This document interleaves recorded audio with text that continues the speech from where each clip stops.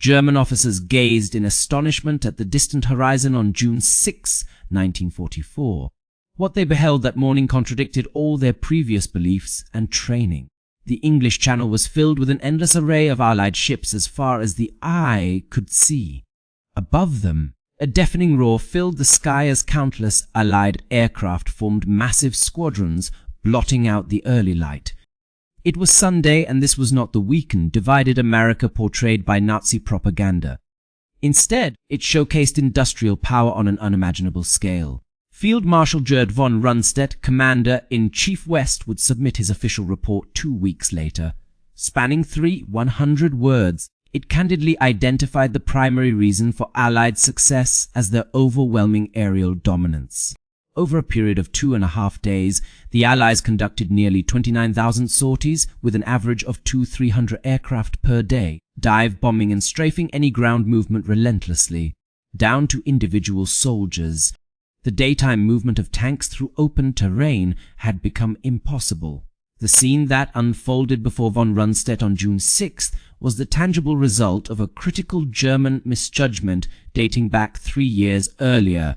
July 1942, Adolf Hitler sat in his headquarters and delivered one of his nightly monologues, recorded by Heinrich Heim and Martin Bormann for what would later be known as Hitler's Table Talk. With unwavering conviction, he spoke about America's weaknesses, a society half Judaized and the other half negrified, rendering it incapable of cohesion. A country where 80% of revenue goes to public spending and everything is built on the dollar. This statement went beyond casual rhetoric. It encapsulated the essence of Nazi ideology, the fundamental belief that would influence German strategic planning and ultimately lead to the downfall of the Third Reich. A month prior, on November 10, 1941, Hitler had similarly addressed this issue when declaring war on the United States. He asserted that what America failed to obtain from Europe might appear praiseworthy to a racially mixed individual influenced by Jewish heritage, but Europeans viewed it as symptomatic of decay in artistic and cultural life stemming from racial intermixing with Jewish or Negroid populations. The Nazi leadership sincerely subscribed to these racial theories. They genuinely believed that racial diversity weakened nations, that Jewish influence corrupted societies, and that democracy rendered countries militarily ineffective. These were not merely deceptive statements intended for the German public, but the core beliefs that guided their strategic assessments of both enemies and their own capabilities. Over several years, Nazi propaganda systematically portrayed America as a nation in decline. Joseph Goebbels, Hitler's Minister of Propaganda, orchestrated an unrelenting campaign through his weekly newspaper, Das Reich. On August 9, 1942, he ridiculed America as God's country, suggesting that if left to its own devices, it would revert to a desert and prairie wasteland. He portrayed the United States as completely reliant on European civilization for anything of value. Goebbels depicted America as an immature land devoid of culture, education, and historical depth. Goebbels' attacks on American military leadership were particularly vicious. In his June 7, 1942 article titled Heroes and Film Heroes, he targeted General Douglas MacArthur, accusing him of cowardice for leaving Bataan before its April 10, 1942 surrender. By unfavorably comparing MacArthur to German General Charles, who held out for 107 days while isolated, Goebbels concluded that the fleeting fame of American military heroes would fade just like the wax figures in Madame Tussauds museum. Hermann Göring, as Reich Marshal and head of the Luftwaffe, exemplified this dismissive attitude with his famous assertion, "Americans can only manufacture refrigerators and razor blades. They will never produce the necessary military equipment to defeat Nazi Germany." This was not mere wartime bravado. It mirrored genuine German leadership's conviction in America's industrial limitations. The propaganda messages stayed consistent. They claimed racial mixing weakened America, Jewish influence corrupted its governance, and plutocratic capitalism divided its populace. American soldiers were portrayed as lacking the fighting spirit of their German counterparts. German publications featured cartoons depicting President Franklin Roosevelt with exaggerated Jewish features, implying he was a mere puppet for international Jewish conspirators.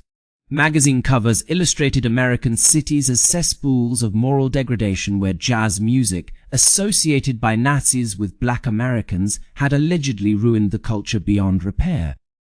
The narrative was straightforward and appealing to those who wished to believe it. America lacked a cohesive national identity or a pure racial heritage to unite behind. How could such a racially diverse nation possibly challenge the racially uniform and ideologically united German Reich? The Kitsch officers embraced this perspective, as did many Germans. Even after America entered the war in December 1941, Nazi leaders remained confident that this soft, fragmented democracy would falter when faced with the hardened warriors of the Third Reich. German military strategists had studied American performance during World War I and reached dismissive conclusions.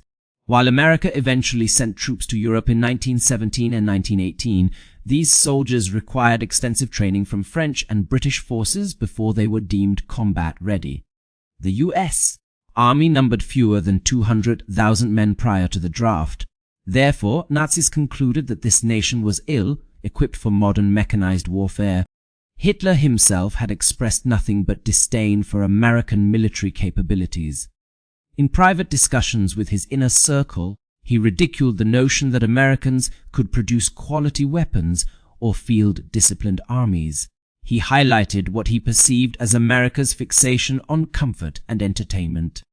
How could a country enthralled by Hollywood films and consumer products ever cultivate the spirit of self-sacrifice required for total war? The Führer's perspective simply couldn't accept that a multiracial democracy might possess strategic advantages his racially homogeneous dictatorship lacked.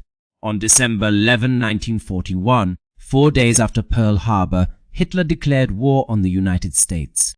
This declaration was marked by an odd blend of fatalism and disdain. He viewed it as merely formalizing a state of conflict that Roosevelt had been covertly waging through lend-lease aid to Britain and aggressive naval patrols in the Atlantic. However, Hitler's calculations were fundamentally flawed. He assumed that America's commitment to war with Japan would prevent significant military operations against Germany for years. By then, he believed, Germany would have secured victory over the Soviet Union and established an impregnable fortress Europe. German strategists compiled extensive lists of what they considered America's shortcomings: a lack of military tradition, professional officer corps, combat experience, modern armor, strategic bombers, and more. They failed to recognize that while these weaknesses were temporary, America's strengths, such as vast resources and industrial capacity, were structural and formidable. In 1942 and 1943, the Nazi leadership watched with growing anxiety as reports from North Africa indicated American progress. Initially, American soldiers struggled, but by February 1943, in the Battle of Kasserine Pass, it seemed to confirm German superiority once again. Field Marshal Erwin Rommel's Afrika Korps inflicted a devastating defeat on American forces in Tunisia's mountains. The casualty figures appeared to validate every Nazi preconception. 6,300 American casualties, including 300 killed, 3,000 wounded, and 1,000 missing or captured versus only 989 German casualties, with 21 killed, 536 wounded, and 252 missing. American losses were enormous, comprising 183 tanks, 104 half-tracks, 208 artillery pieces, and 512 trucks that were either destroyed or captured. German forces seized 57,000 gallons of gasoline and 45 tons of ammunition. Nazi propaganda portrayed the American soldiers as lacking fighting spirit, using the battle at Kasserine Pass to demonstrate their supposed cowardice in the face of professional German troops. Radio broadcasts ridiculed the American military's effectiveness. Goebbels declared that a mongrel nation could never measure up against warriors with pure blood and iron resolve when engaged in combat. However, seasoned German officers observed something disturbing after the conflict concluded. RML himself recognized what Nazi propagandists chose to overlook. In his journal, he noted that the enemy's defensive tactics were of an exceptionally high standard. After initially being surprised, they quickly regrouped and defended strategic points like passes, effectively halting our advance. Later reflections by RML revealed even more about American capabilities. He acknowledged that the American generals displayed advanced tactical proficiency in handling their forces from early on. Even before the notable achievements seen during the Normandy campaign, Germany's Desert Fox, a highly competent commander, had recognized an important aspect of American military prowess that Hitler and Goebbels failed to acknowledge: the rapid adaptability of American tactics. Moreover, the sheer volume of equipment arriving for American forces was staggering. Just 3 months after Kasserine Pass, by May 1943, American troops had expelled Axis armies entirely from North Africa. General Jurgen von Arnim surrendered alongside approximately 250,000 to 275,000 German and Italian soldiers in Tunisia. The true lesson of the battle at Kasserine Pass was not about American inadequacy, but rather their remarkable adaptability.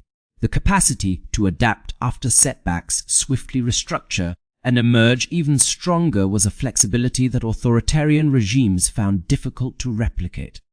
Despite persistent mockery from Nazi propaganda regarding American manufacturing prowess, the actual developments taking place across the ocean were astonishing and hard to fathom. The figures involved were so extraordinary that intelligence officers who reported them sometimes faced accusations of overestimation or defeatism. However, these numbers were accurate, confirmed, and increasing month by month. In 1943 alone, the United States produced 29 497 tanks, excluding other types of armored vehicles. The total production of all armored fighting vehicles for that year reached 3798 units. By comparison, Germany managed to produce only 26 925 tanks throughout its entire warfare from 1939 to 1945. In 1 year, the United States manufactured more tanks than Germany did in 6 years of total conflict. The Sherman tank exemplified the disparity between German perceptions and American capabilities. Initially, German tank crews dismissed the Sherman as inferior compared to their own Panzer IV and the formidable Tiger tanks. The Sherman featured thinner armor, a less powerful main gun, and was prone to catching fire when struck. The Germans even gave it an unflattering nickname, Ronson, after a cigarette lighter due to its alleged tendency to ignite upon impact. However, when German forces captured a Sherman named War Daddy II from the 1st Armored Division on February 22, 1943 in Tunisia, they shipped it to Kummersdorf for detailed analysis at the Weapons Testing Center. The resulting technical evaluation contradicted the propaganda. The assessment revealed that the Sherman was robustly constructed, dependable, and comfortable. German engineers noted its superior reliability compared to their own tanks and described it as an engineering marvel beyond Germany's capabilities. What German tank crews overlooked was the strategic significance of American mass production. For every Tiger tank produced by Germany, America manufactured multiple Shermans. While quality plays a crucial role in individual tank battles, sheer volume dictates victory on campaign fronts. A single Tiger tank could disable 3 or 4 Shermans before meeting its own demise.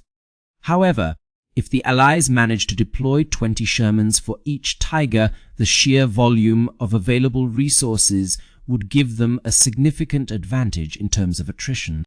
German troops often sought out captured Sherman tanks to use themselves, especially converting them into armored recovery vehicles due to their reliability issues with German equipment. In Italy, tank repair units preferred using seized Shermans because they were exceptionally dependable compared to frequently breaking down German vehicles. An entry from the Africa Corps War Diary dated November 1942 mentioned that American-built tanks had a distinct edge in long-range engagements over their German counterparts. The production of aircraft during World War II was even more remarkable for the United States. In 1903 alone, America manufactured 84 A-53 planes, including 9 574 heavy bombers, 7 256 medium bombers, and 23 621 fighters. By 1944, production reached its peak with 96 270 aircraft produced. This output far exceeded Japan's total of 76 320 planes from 1939 to 1945. American factories operated around the clock in 3 shifts every day of the week. Women who had never worked in such facilities before learned skills like riveting aluminum and installing hydraulic systems. By 1943, women made up 65% of the workforce in aircraft manufacturing, compared to just 1% prior to the war. The famous image of the riveter symbolized hundreds of thousands of real women whose labor was crucial for achieving American air superiority. The Ford Motor Company constructed a vast plant at Willow Run, Michigan, specifically designed for producing B-24 Liberator bombers. Covering an area of 3.5 million square feet, it became the largest single production facility under one roof in the world. At its peak, Willow Run had 42,000 workers, including over 15,000 women. The B-24 Liberator was a highly complex aircraft with approximately 155 million parts, compared to about 15,000 parts in an automobile. Despite the intricate nature of these planes, Ford's assembly line techniques adapted for aircraft manufacturing achieved production rates that military experts had once deemed impossible. In 1944, Willow Run managed to produce a complete B-24 Liberator bomber every 63 minutes at maximum capacity. In April 1944, peak monthly production hit a high of 428 bombers at Willow Run. By the war's conclusion, the facility had manufactured a total of 8 685 B-24s, which accounted for nearly half of all B-24 Liberators built by various manufacturers combined. These aircraft played a crucial role in crippling German industrial capacity and disrupting transportation networks, thereby facilitating the air superiority that enabled D-Day to occur. Workers at Willow Run contributed significantly to the war effort through their labor, just as pilots did while flying missions over Europe. The Liberty ship program showcased American ingenuity in naval construction during World War II.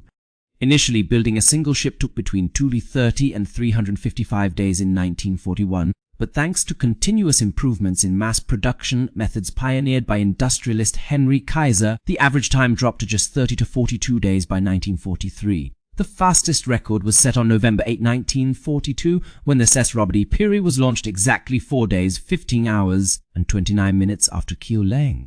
Although some of this rapid construction involved completing certain tasks post-launch, regular production maintained an unprecedented pace. By 1943, America was launching 3 Liberty ships daily. Over the course of the war from 1941 to 1945, a total of 2 710 Liberty ships were built.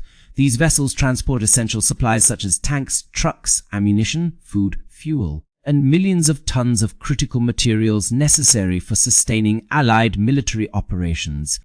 Despite German U-boats sinking hundreds of Allied merchant ships, American shipyards managed to replace the losses faster than submarines could destroy them. This capability ultimately rendered Admiral Karl Donitz's strategy of isolating Britain by disrupting supply lines ineffective. The scale of American production extended across all categories of military equipment. By 1944, the United States was responsible for producing 2/3 of all Allied military hardware, including 297,000 aircraft, 93,000 artillery pieces, 86,000 tanks, and over 2 million army trucks. At war's end, more than half of global industrial output originated in the United States. American artillery, particularly noted for its effectiveness by German commanders who faced it directly on the battlefield, left a lasting impression. On February 18, 1943, during the Kasserine Pass battle, R.M.L. wrote a letter to his wife describing the efficiency of American artillery. He noted that an observation plane was guiding the fire of multiple batteries across all strategic targets within the area. German commanders frequently commented on how superior the American artillery was in terms of mobility, caliber, range, and supply compared to their own artillery units. Once proximity fuses were introduced, American artillery became incredibly destructive. These fuses, developed secretly, utilized miniature radar technology to detonate shells at an optimal height above ground, significantly enhancing lethality against infantry and unarmored vehicles. German troops came to dread the firepower of American artillery more than any other weapon. The massive production capacity of American factories enabled them to fire at rates that were beyond the capabilities of their German counterparts. The M1 Garand rifle provided individual American soldiers with a significant edge in terms of firepower over German forces armed with bolt-action carabiner 9.8K rifles. Although German units attempted to compensate by increasing the density of machine guns and submachine guns, the semi-automatic nature of the M1 allowed American riflemen to sustain fire rates that were impossible for bolt-action weapons. General George Patton famously referred to the M1 Garand as the greatest battle implement ever devised. Nazi ideology had long held that the industrial might of America was overblown propaganda and that American workers were too soft and undisciplined to match German production levels, asserting that Jewish influence and racial mixing had undermined American military effectiveness. Each one of these beliefs turned out to be catastrophically incorrect. American democracy, despite its inherent complexities and disputes, proved more resilient and adaptable than the Nazi regime's dictatorship. Mass production techniques developed for consumer goods in America translated effectively into weapons manufacturing. The diversity within American society, which the Nazis viewed as a weakness, became a strength that Germany could not replicate. This reality was evident in the diverse group of Americans who built and utilized the arsenal of democracy. The very individuals whom Hitler dismissed as racial inferiors demonstrated capabilities that utterly shattered Nazi racial theories. African American soldiers, portrayed by Nazi propaganda as subhuman beings, showcased their courage and competence on battlefields across Europe. The Tuskegee Airmen challenged every racist assumption about black Americans' abilities. Out of 990 pilots trained between 1941 and 1946, 450 were deployed overseas, flying over 1,578 combat missions and more than 15,000 combat sorties. The Tuskegee Airmen achieved remarkable success with their combat record. They destroyed 11 enemy aircraft in aerial engagements, another 150 on the ground, and damaged an additional 148. Notably, during escort missions, they lost just 27 bombers compared to an average of 46 for other P-51 groups, boasting the lowest loss rate among any escort fighter unit. Bomber squadrons often requested the Tuskegee Airmen due to their reputation as skilled protectors. The group earned numerous accolades, including 96 Distinguished Flying Crosses, 14 Bronze Stars, and approximately 74 Air Medals. Tragically, 3 Tuskegee Airmen were killed in action, while 3 became prisoners of war and 21 received the Distinguished Flying Cross. Hitler's racial theories had claimed these African American pilots were unfit for complex machinery and combat valor. However, their achievements proved him utterly wrong. In October 1944, the 7661st Tank Battalion, known as the Black Panthers, joined General George Patton's Third Army. They fought continuously for 183 days, participating in 4 major Allied campaigns. The battalion broke through the Siegfried Line and liberated over 30 towns. They were among the first American units to encounter Soviet forces in Austria. Despite suffering nearly 50% casualties, they inflicted an estimated 130,000 in enemy losses. Their accomplishments earned them a Medal of Honor awarded in 1997, 11 Silver Stars, and around 300 Purple Hearts, alongside a Presidential Unit Citation given in 1978, 3 decades after the war's conclusion. Patton, who had harbored racist views earlier in his career, grew to respect their combat prowess and relied on them for critical missions. The 97th Infantry Division was the sole African American infantry division deployed in Europe during World War II. Comprising about 15,000 officers and men, they served from October 1944 until May 1945 in Italy. They endured roughly 3,000 casualties, over 400 killed, nearly 1,500 wounded, and around 500 missing or captured as prisoners of war. The division earned 2 Medals of Honor awarded decades later in 1997, along with 208 Silver Stars, 166 Bronze, and approximately 1,891 Purple Hearts. They played a crucial role in liberating the Italian cities of Lavenza and Genoa. The Red Ball Express was one of the most vital yet underappreciated contributions to Allied victory. A truck convoy system comprising around 23,000 drivers, approximately 75% of whom were African American, transported 412.93 tons of supplies over an 82-day period from August 25th to November 16, 1944. This operation moved crucial materials from the Normandy beaches to front lines that were advancing rapidly. At its peak, the system utilized 6,000 trucks daily to transport 12,500 tons of supplies. Drivers worked tirelessly in rotating shifts around the clock, even when fatigued. General Patton referred to the Tourfey-ton truck as his most valuable weapon, recognizing that his swift advance across France was entirely dependent on this supply chain. Without the predominantly African-American drivers of the Red Ball Express, Patton's tanks would have quickly run out of fuel and ammunition.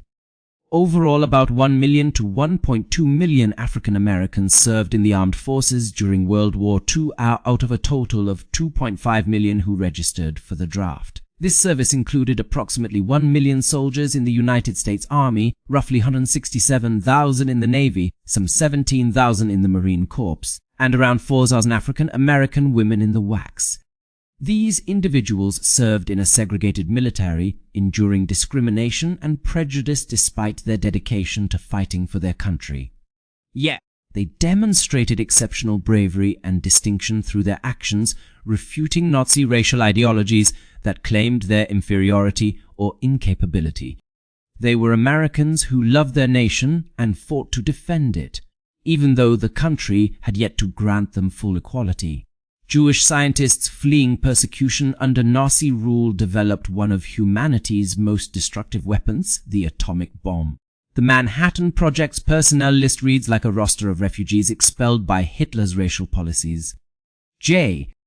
Robert Oppenheimer led the project, while Leo Szilard co-authored Einstein's letter to President Roosevelt and conducted the first controlled nuclear chain reaction alongside Enrico Fermi. Albert Einstein's theories provided the theoretical basis for this work. Other key contributors included Edward Teller, Hans Bethe, Niels Bohr, John von Neumann, Felix Bloch, Otto Hahn, Rudolf Peierls, Eugene Wigner, and Richard Feynman, among many others whose brilliance Hitler had forced into exile. These individuals, whom Nazi doctrine deemed as subhuman parasites threatening German society, were responsible for developing a weapon that ensured an American victory. A contemporary observer pointed out that the majority of Manhattan Project scientists were Jewish, with nearly all originating from Germany, Hungary, or Austria, fleeing the oppressive racial policies of the Nazis. The racist doctrines of Nazi ideology essentially pushed these brilliant minds into the arms of America. Hitler's xenophobic theories ironically created a situation where he faced his worst nightmare, a formidable group of Jewish scientists working against him. The ultimate irony was that Nazi Germany had expelled many of its most talented scientists, depriving itself of the expertise needed to develop atomic weapons. These same scientists, embraced by America's diverse society, ended up building the bomb that guaranteed the destruction of Hitler's regime. Ideological extremism detached from practical realities led Germany to arm its fiercest adversary with its own top intellectual resources. Native American code talkers provided an unbreakable communication system on the battlefield, confounding enemy intelligence throughout World War II. Approximately 400 to 42 Marines developed a unique code based on the native language, which Japanese cryptographers, among the world's best, could not decipher despite extensive efforts. They were unable even to identify the spoken tongue. At Iwo Jima, 6 Navajo code talkers successfully transmitted over 800 messages during the initial 2 days of battle without a single error. Major Howard Connor, signal officer at Iwo Jima, later stated unequivocally that without the Navajos, the Marines would never have captured Iwo Jima. In addition to the Navajo, approximately 534 Native American code talkers from around 14 to 15 different tribes served in both European and Pacific theaters. 14 Comanche code talkers played a crucial role during the Normandy invasion by providing secure communications at Utah Beach and throughout subsequent operations. They transmitted vital information about German positions, troop movements, and tactical situations that could not be intercepted or decoded. The supposedly racially inferior Native Americans had established an impenetrable communication system that even the most advanced enemy intelligence failed to break. Meanwhile, Japanese-American soldiers demonstrated their loyalty and bravery despite enduring the injustice of internment camps that confined their families. The 440th Regimental Combat Team, made up entirely of Japanese Americans, became the most highly decorated unit for its size and duration in U.S. military history. According to official Army records, these statistics are remarkable. 21 medals of honor were awarded, with 20 being upgraded in 2001 from those originally bestowed during wartime. Additionally, there were 29 Distinguished Service Crosses, 560 Silver Stars, 4,000 Bronze Stars, and nearly 10,000 Purple Hearts distributed among the unit's members. The total number of individual decorations exceeded 18,000 for a force that initially numbered around 4,000 men. Throughout World War II, the 440th Regimental Combat Team experienced a casualty rate of over 300%, indicating they had to be replenished more than 3 times due to losses. Starting with an initial strength of 4,000 soldiers, between 14,000 and 18,000 individuals served in the 440th Regiment during the war. By the end, approximately 680 men had lost their lives while on duty. Their bravery is exemplified by the rescue mission for the Lost Battalion in October 1944. When 211 soldiers from the 41st Regiment of the 36th Division were trapped and surrounded in Vosges Mountains, they were ordered to break through German defenses to save them. Over 5 days spanning from October 26th to October 30th, 1944, the unit endured more than 800 casualties, over 140 killed or wounded. Company K was reduced to just 17 riflemen, while Company I had only 8 riflemen remaining. Despite these enormous losses, they managed to rescue 211 soldiers and received 5 Presidential Unit citations within 20 days for their heroic actions, a battle that ranks among the top 10 in United States Army history. These Japanese-American soldiers fought unparalleled bravery days interned behind barbed wire in camps across the western United States, despite with having the southern United States. They did so not because of fair treatment, but out of a deep sense of patriotism and loyalty to prove their worthiness as Americans. During World War II, Nazi ideology maintained that racial mixing made nations weak. However, the 440th demonstrated that courage and dedication are unrelated to notions of racial purity. Similarly, Hispanic Americans served in disproportionately large numbers compared to their population. Approximately 400,000 to 500,000 Hispanic individuals participated in military service despite constituting a smaller fraction of the total U.S. populace. Company E from the 401st Infantry Regiment, composed entirely of Mexican-American soldiers from El Paso, Texas, was among the first units to land in Italy on January 20th and 21st, 1944. During the ill-fated Rapido River crossing on January 20th through 27th, 154 men crossed the river, but only 27 returned unscathed. The company suffered near total destruction in what became one of the most costly river crossings of the war. The survivors pressed on with their fight at Monte Cassino and across the harsh Italian campaign, showcasing a level of bravery and resilience that equaled any unit in the U.S. military. Women turned impossible challenges into reality by transforming American war production. From 1940 to 1945, the female workforce surged from 12% to between 36% and 37%. An estimated 6 million women joined the labor force during the war years. By 1943, women made up 65% of the aircraft manufacturing industry, compared to just 1% prior to the conflict. At Willow Run's B-24 bomber plant alone, nearly 1/3 of the workforce, out of a total of 42,000 workers, were female employees who played crucial roles in building bombers destined for use against German forces across Normandy and Europe. These women acquired intricate industrial skills, operated heavy machinery, interpreted technical drawings, and maintained rigorous quality control standards on weapons systems that demanded exacting precision. Though Rosie the Riveter epitomized this effort, she stood as a representation of actual women who possessed real abilities and carried out essential tasks. They welded metal structures, assembled engines, installed electrical wiring, and tested aircraft performance. Additionally, They worked in shipyards constructing Liberty ships and destroyers. Their efforts also extended to manufacturing ammunition, assembling rifles, and packaging parachutes. Without the contributions of these female workers, American industrial output would have fallen short of the levels necessary to overpower German capabilities. The sheer volume of American aid supplied via the lend-lease program highlighted an unprecedented level of production that German strategists had previously deemed unachievable. This assistance amounted to over 31 billion for Britain alone, equating to roughly 540 billion in today's currency and encompassing aircraft, tanks, trucks, foodstuffs, raw materials, and industrial machinery. Without American support, it would have been impossible for Britain to sustain its war effort after 1941. The Royal Air Force relied heavily on planes built in America. American trucks transported British soldiers, while Americans supplied food sustained both British civilians and their military forces. In addition, British factories utilized American raw materials to manufacture finished weapons for the war effort. The Soviet Union received more than $11 billion worth of lend-lease aid, equivalent to approximately $90 billion in today's currency.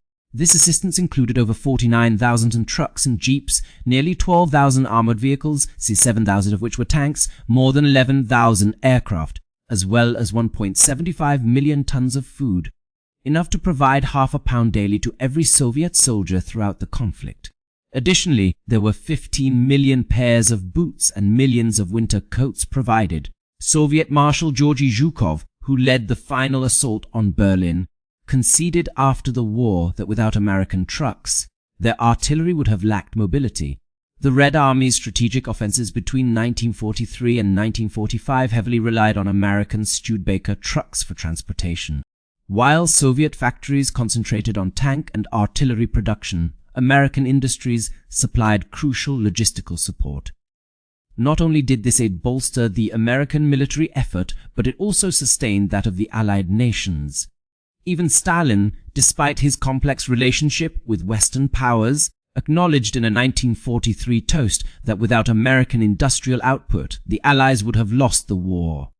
Even when accounting for diplomatic exaggeration, the core message remained valid. American manufacturing supported not only its own forces, but also those of three major Allied nations simultaneously, while engaging in a two-front conflict against both Germany and Japan.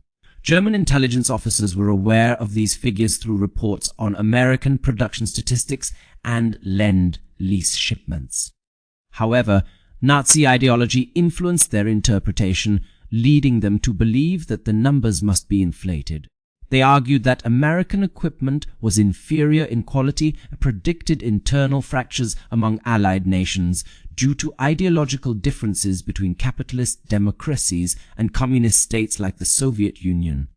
All these assumptions turned out to be incorrect. The actual figures were often underreported, and the quality of American equipment frequently surpassed German equivalents in reliability and production efficiency. Despite the tensions that existed among them, the three major Allied powers maintained their unity because they all understood that defeating Nazi Germany was crucial to their survival. Moreover, the seemingly insurmountable challenge of supplying numerous Allied nations while simultaneously deploying massive American forces was overcome through meticulous industrial organization and logistical planning, a feat that German authorities had considered unachievable for any democratic system. German intelligence failures were not limited to the immediate invasion period, but persisted throughout 1943 and 1944.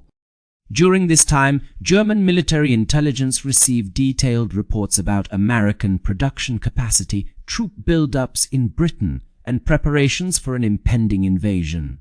The data was precise and the evidence was clear.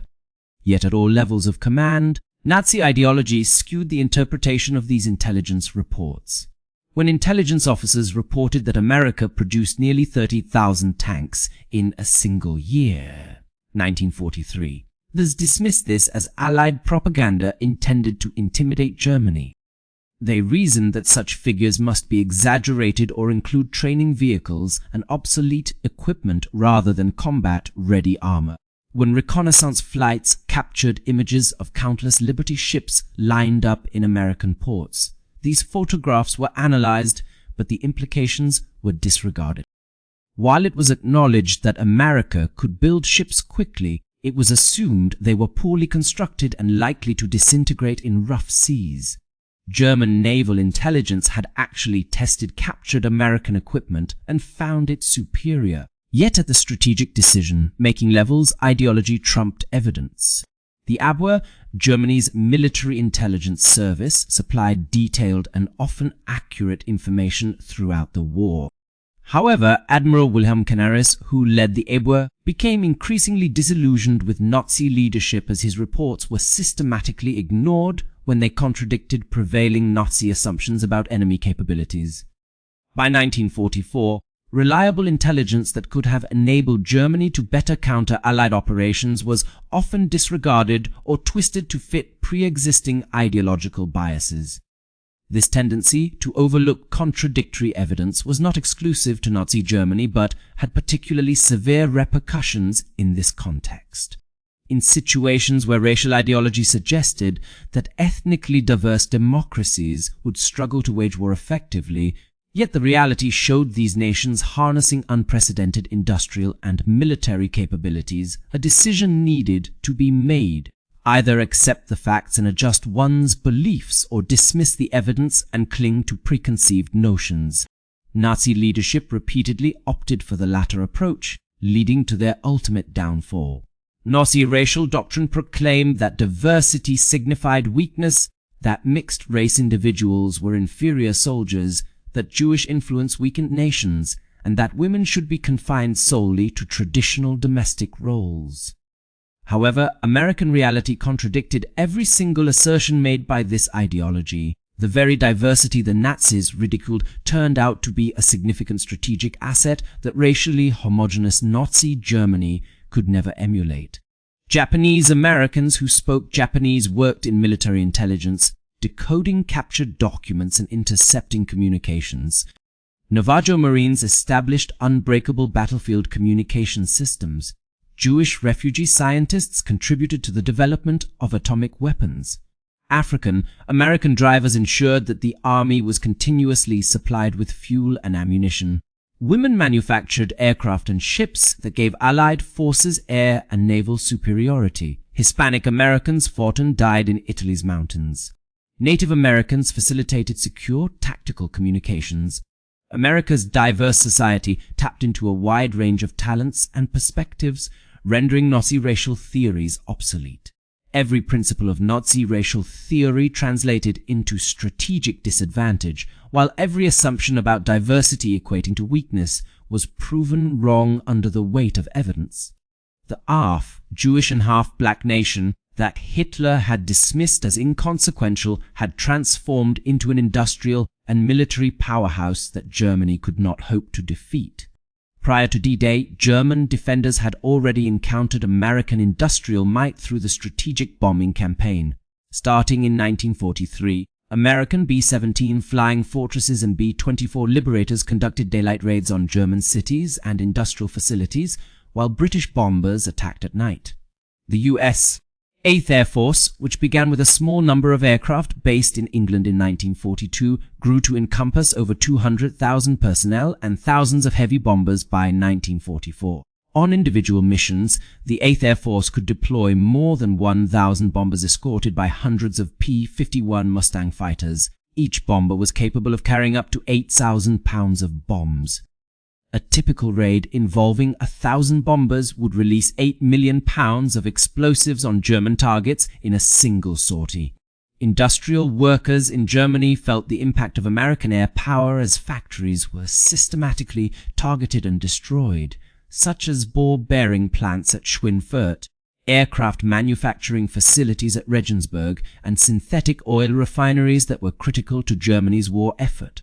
Month after month, Allied bombers inflicted heavy losses on German industry, although this came at a significant cost in terms of lives and aircraft. By the spring of 1944, American bombers flying over Normandy could be seen by German soldiers as they prepared for an invasion.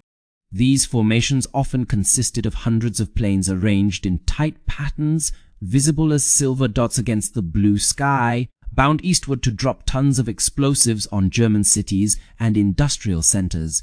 These bombing runs showcased the overwhelming industrial capacity of the Allies, which would eventually lead to the deployment of a massive invasion force unprecedented in scale. The Luftwaffe, once dominant over European skies, had been severely weakened by attrition. Experienced pilots were being killed faster than replacements could be trained, while fuel shortages and grounded aircraft further hampered their effectiveness. By D-Day, the Luftwaffe was but a shadow of its former self, unable to challenge Allied air superiority over France. German defenders in Normandy witnessed the impact of this dominance firsthand. First during the campaigns in North Africa, where Rommel's forces were relentlessly bombed from above. Then in Italy, where Allied fighter bombers devastated German supply lines. The skies belonged undeniably to the Allies, and it was clear that any mobile target within France faced constant threat. By spring 1944, the debate among Germans shifted from whether an invasion would occur to when and how it would unfold. Intelligence reports confirmed that an Allied assault on French soil was imminent. Rommel and von Rundstedt disagreed on defensive tactics, but concurred that halting the invasion at the beaches was crucial. If the Allies managed to secure a beachhead and penetrate into France, Germany would be unable to counteract this advancement due to its limited resources. Rommel advocated for placing panzer divisions near the coast to launch immediate counterattacks, whereas von Rundstedt preferred keeping armor in reserve until the precise location of the invasion was confirmed. Either approach might have been effective if Germany had maintained air superiority and freedom of movement. However, Rommel recognized what Vonnet initially downplayed: Allied air dominance would render large-scale armored operations perilous. In his pre-invasion evaluation, Rommel wrote prophetically about the impact of Allied air power, stating that anyone engaging in combat with modern weaponry against an enemy who controls the skies fights like a primitive warrior against contemporary European forces. This was not pessimism but realism, as Rommel had personally witnessed the effectiveness of Allied air superiority during the North African campaign. On June 5, 1944, weather forecasts indicated unfavorable conditions for an invasion over the next 2 weeks due to high winds, rough seas, and heavy cloud cover. Believing that the inclement weather provided a temporary reprieve from immediate threat, RML departed France on June 6 to celebrate his wife Lucy's 50th birthday. This led many German officers to lower their guard, convinced that an invasion was unlikely. German intelligence intercepted Allied coded messages on June 1st and June 5th. Admiral Canaris had previously identified the first 2 lines of Verlaine's poem Chansondome as a signal for imminent invasion within 48 hours. Lieutenant Colonel Meyer informed the 15th Army, called Rommel's and von Rundstedt's headquarters, and sent a teletype message to General Jodl.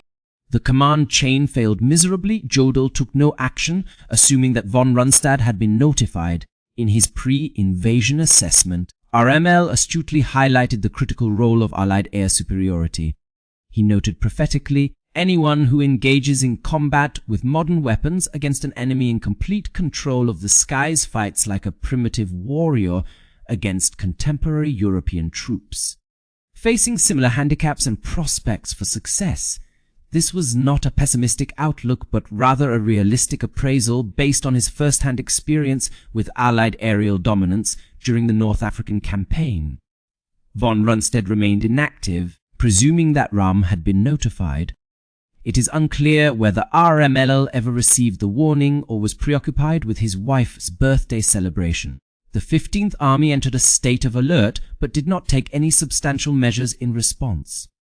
Other command units were similarly uninformed. The sole German forces that possessed accurate intelligence regarding an impending invasion neglected to act, as each level of leadership assumed another entity would handle the situation. Meanwhile, Allied meteorologists pinpointed a brief period of marginally favorable weather on June 6th. General Dwight Eisenhower made the final decision to proceed with the operation.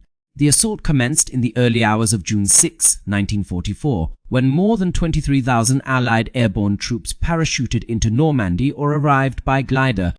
American paratroopers from the 87th and 1st Airborne Divisions were dropped over the Cotentin Peninsula near Utah Beach, while British and Canadian forces of the 6th Airborne Division secured positions eastward around Caen to safeguard the eastern flank.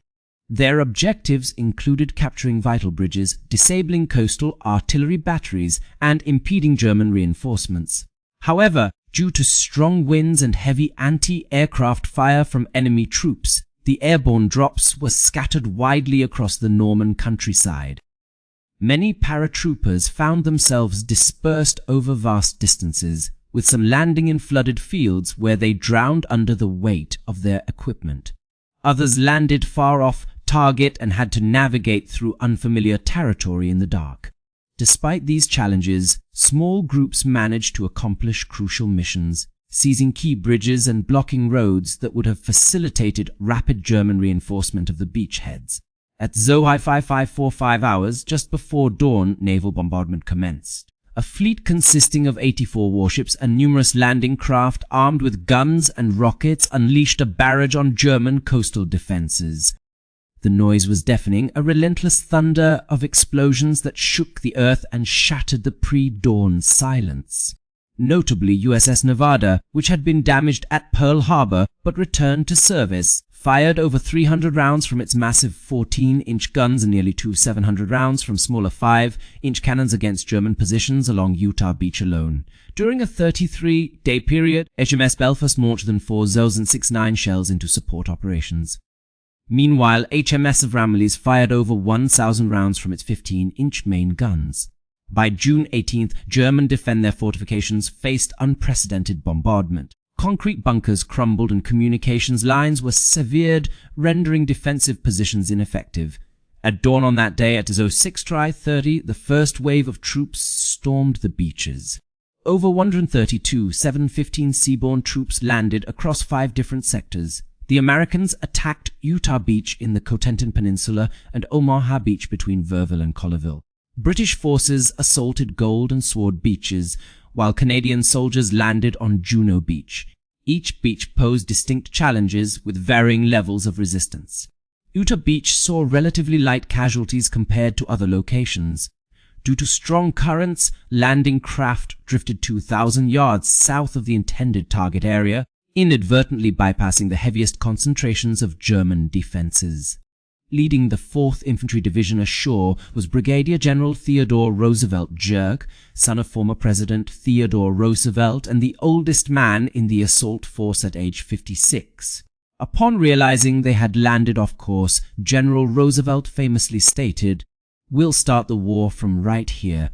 This deviation, combined with robust naval gunfire support, enabled American forces to swiftly connect with paratroopers inland and secure the western flank of the invasion zone. In contrast, Omaha Beach was marked by intense fighting and significant casualties. German defensive fortifications at Omaha exceeded initial intelligence estimates. The 350 Pseudo Infantry Division defending Omaha was a more formidable unit compared to typical static coastal divisions. High cliffs overlooking the shore provided German defenders with advantageous firing positions. Many landing craft were swamped by rough seas, and even tanks designed for water traversal struggled. The first wave of attackers at Omaha sustained heavy losses due to intense enemy fire. Machine guns and artillery from the Germans raked the beach, causing numerous casualties. Soldiers sought cover behind obstacles and the seawall, unable to advance further. Reinforcements continued arriving via landing craft into a hazardous area where they faced severe danger. For several critical hours, there were concerns that the assault on Omaha Beach might falter entirely. Naval commanders debated whether to withdraw survivors and redirect subsequent waves to other beaches. However, small bands of American troops, often led by junior officers and non-commissioned officers, started ascending the bluffs. Despite significant casualties, engineers managed to clear obstacles from the beach. Destroyers sailed perilously close to shore to offer direct fire support. Over time and with considerable effort, American forces gradually secured the high ground overlooking the landing zone. By nightfall, around 400 Americans had been wounded or killed during the assault on Omaha Beach, but they ultimately gained control of it. Meanwhile, British and Canadian troops encountered differing degrees of resistance at Gold, Juno, and Sword Beaches. At Gold Beach, experienced British forces overcame moderate opposition effectively. The conditions were challenging at Juno Beach due to offshore hazards like reefs combined with robust German defenses. Nonetheless, Canadian soldiers swiftly advanced inland after securing the shoreline. Despite fierce German resistance near Caen at Sword Beach, British troops established a stable beachhead. Throughout these operations, Allied air power maintained overwhelming dominance in the skies above Normandy. On D-Day, the Allies deployed a total of 11 590 aircraft, which included 3 40-50 fight operational heavy bombers, 9 89 medium and light bombers, and 3 824 fighters ready for action. These planes conducted 14 60-70-40s that day alone. In contrast, the Luftwaffe could muster only between 319 to 815 serviceable aircraft across all of Western France. This disparity translated into a ratio of roughly 37 Allied sorties for each German sortie. Any German pilots attempting to disrupt the invasion were quickly overwhelmed by swarms of Allied fighters. Notably, Luftwaffe ace Joseph Priller made one strafing run over Sword Beach alongside his wingman, constituting the sole German air attack on the beaches that day. German soldiers defending Normandy witnessed an unprecedented aerial spectacle. Formations of Allied aircraft stretching from horizon to horizon. They endured relentless attacks by dive bombers that obliterated their defensive positions and observed Allied fighters destroying German reinforcements en route to the front lines.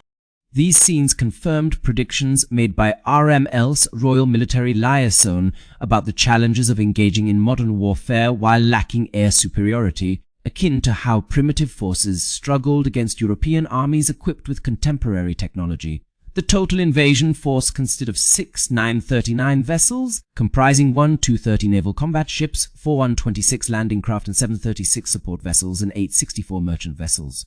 The naval contingent was manned by approximately 195 700 sailors from various Allied nations. By the conclusion of D-Day, around 156,000 to 160,000 Allied troops had landed in Normandy, with 73,000 Americans and 115 British and Canadian soldiers joining the fray.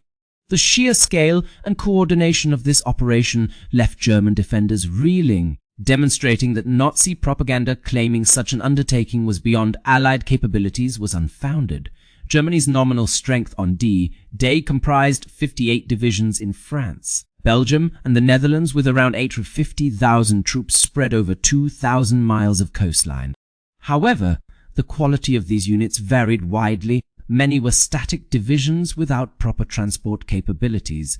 Approximately half of the units involved were Osttruppen, low-quality formations composed of former Soviet prisoners of war who were coursed into German service. These forces were not the highly skilled panzer or infantry divisions that had previously conquered France in 1940.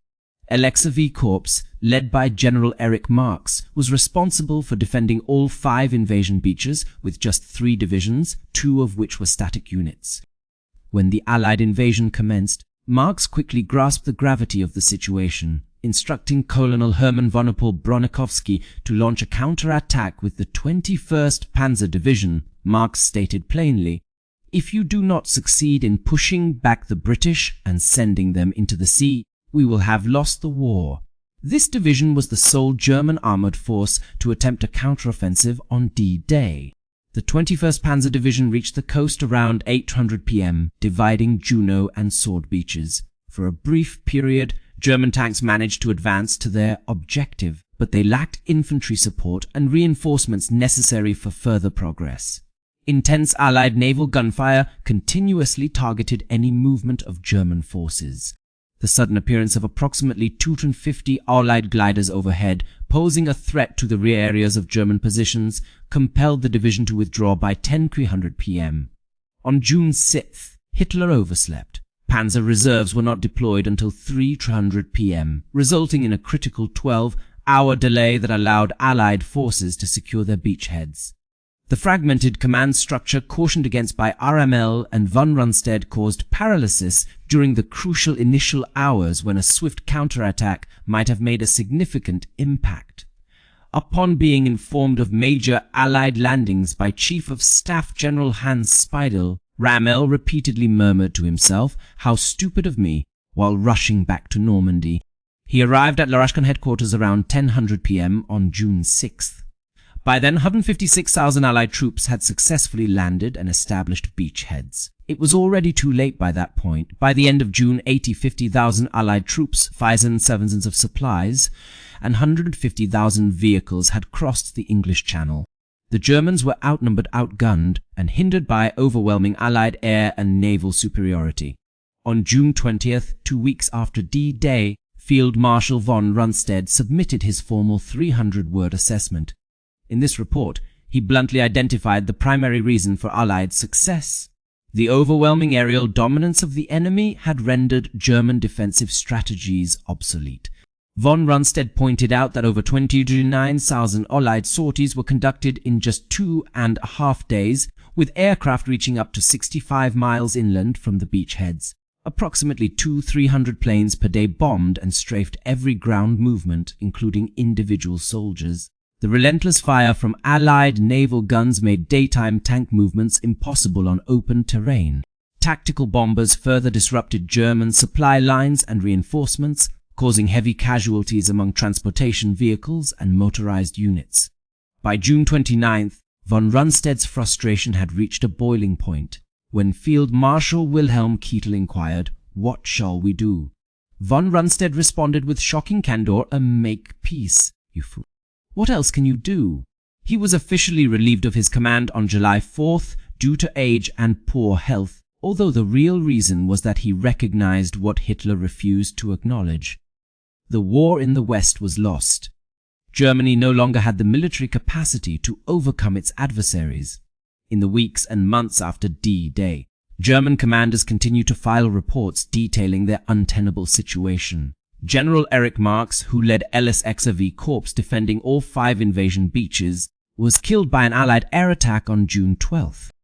Posthumously, he received oak leaves to his Knight's Cross for delaying the Allied advance during the crucial first week. However, this accomplishment might be better described as desperate defensive battles that merely delayed an inevitable Allied victory.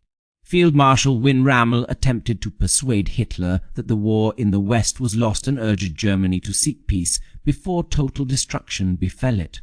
On July 15, 1944, RML wrote a personal letter to Hitler expressing his deep concern about the deteriorating situation on the Normandy front and warned that it was rapidly reaching a critical stage. 2 days later, on July 17th, while traveling in his staff car, RML was attacked by an Allied fighter plane, sustaining severe head injuries that effectively ended his military career. By October 14, 1944, after being implicated in the plot to assassinate Hitler on July 20th, Ram 被迫自杀。这位早期认识到美国能力并一贯准确评估战术形势的沙漠之狐，在他所服务的体制下毁灭了。冯伦斯德因在3月发表和平言论而被解职，但那月又被任命为西线总司令。尽管存在意识形态上的不稳定性，但希特勒几乎没有其他有经验的指挥官可供选择。由于局势危急，需要有经验的领导力来应对挑战。冯伦斯德负责了1944年12月的突出部战役，这是德国在西方发起的最后一场大规模攻势，最终因相同的原因而失败，燃料不足、空支援有限以及盟军装备上的压倒性优势。到了听佛发年飞月，当德国正式投降时，美国工业实力的证据已显而易见，即使是狂热的纳粹信徒也不例外。此时美国、英国和苏联军队占领了德国，德国城市因多年的盟军轰炸而满目疮痍，工业设施被摧毁无疑。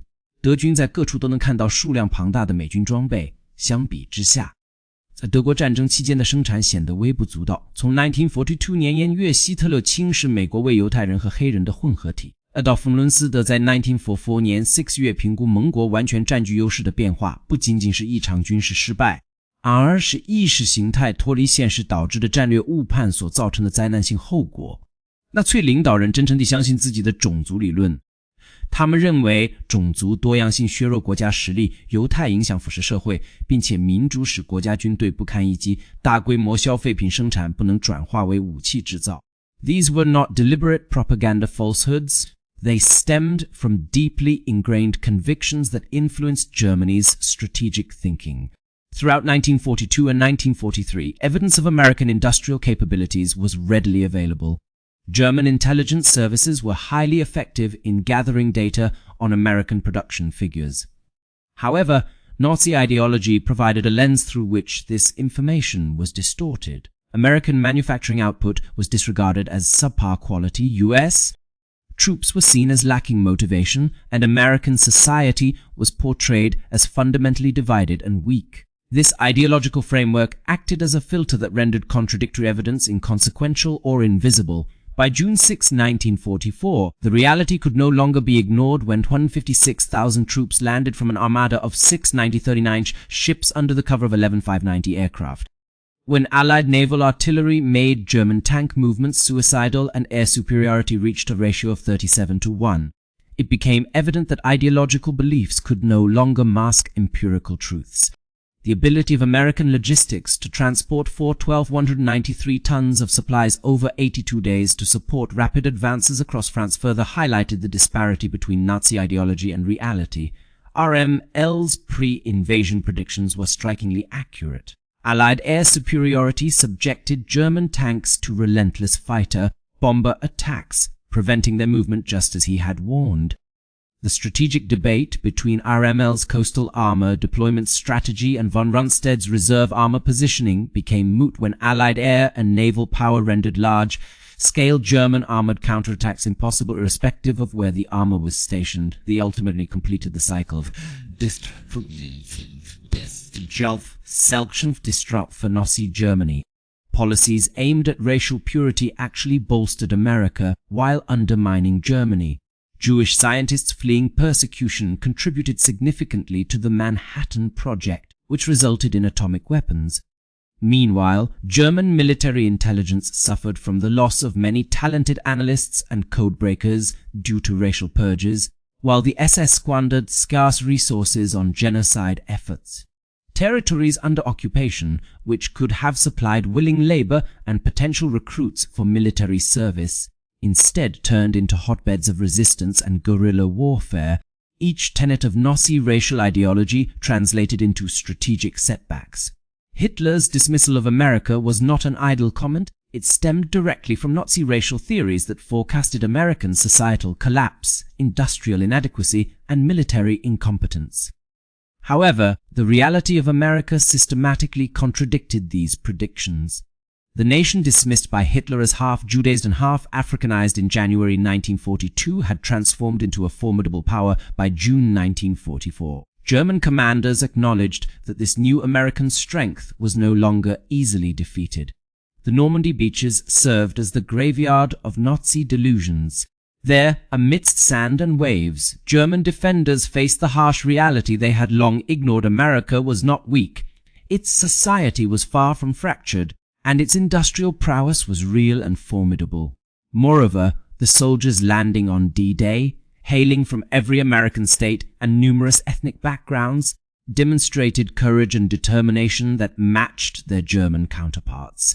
Through the grim experience of combat at Normandy, German troops learned firsthand that propaganda could not replace truth. The America they had been conditioned to despise was actually a formidable force. The racial diversity that Nazi ideology claimed would weaken the nation proved instead to be one of its greatest strengths. The democratic system, they were told, was chaotic and inefficient, showed remarkable organization and focus in practice.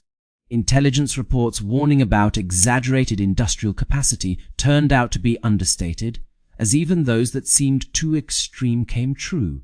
While D-Day did not signify the end of the war, 11 more months of brutal fighting lay ahead before Germany's surrender on May 8, 1945. It marked a critical turning point in shifting perceptions and realities.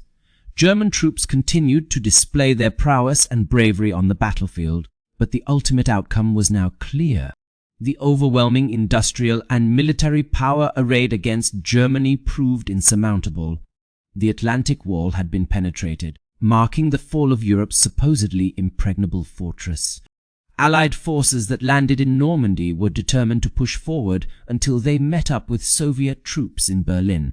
Adolf Hitler's dismissive remarks about America being half Jewish and half black constitute one of history's most significant blunders. His words, delivered with such certainty in January 1942, exposed a critical flaw at the heart of Nazi ideology.